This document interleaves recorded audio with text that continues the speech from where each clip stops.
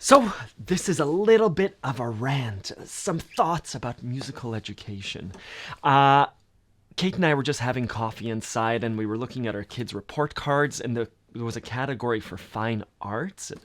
And it made me laugh because I remember in my report card for grade 7 and 8, I got a C in music. My worst grade in my junior high school report card was for music lessons.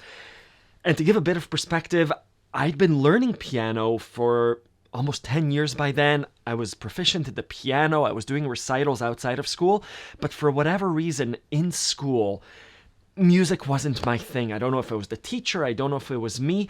But I remember my parents going into parent-teacher interviews and kind of telling my teacher, something doesn't fit. Something doesn't feel right. Ronan's worst score is in music. And I say this because music is my favorite thing in life. It's one of my favorite things. It's a thing that brings me most joy. It's a thing that I love to teach. It's the way that I connect with people. It's the way that I distract myself. I don't know what I would do without music, but it didn't reflect in my music score. And the way that the teacher was teaching wasn't connecting with me for whatever reason. So why do I say this?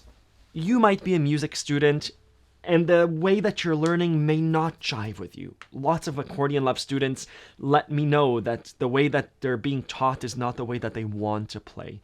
You might have a relative, a child, or a niece or nephew, or someone you know in your life that's also maybe getting that C mark in music, or in whatever it is that they're learning, whatever it is that creative endeavor is, and something's not matching.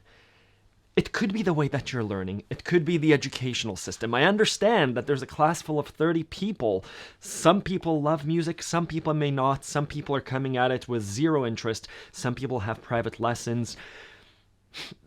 But that one mark, that one point, does not define someone's musical life.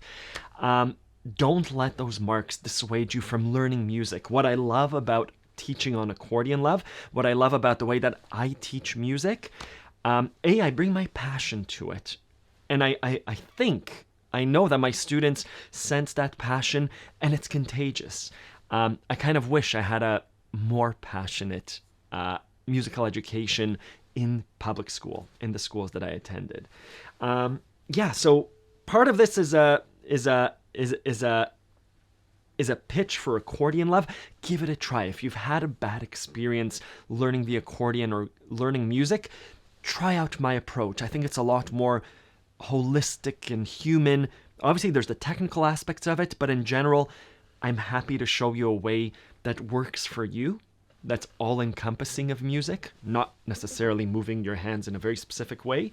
And the other part of the video is, again, if you have someone in your life, it could be you or someone in your circle that's a bit down and out, it may not be them. If you have a passion for music, perhaps it's the teaching style. Perhaps it's the institution that you're in that's getting you down. So there are lots of different ways of approaching something that you're passionate about.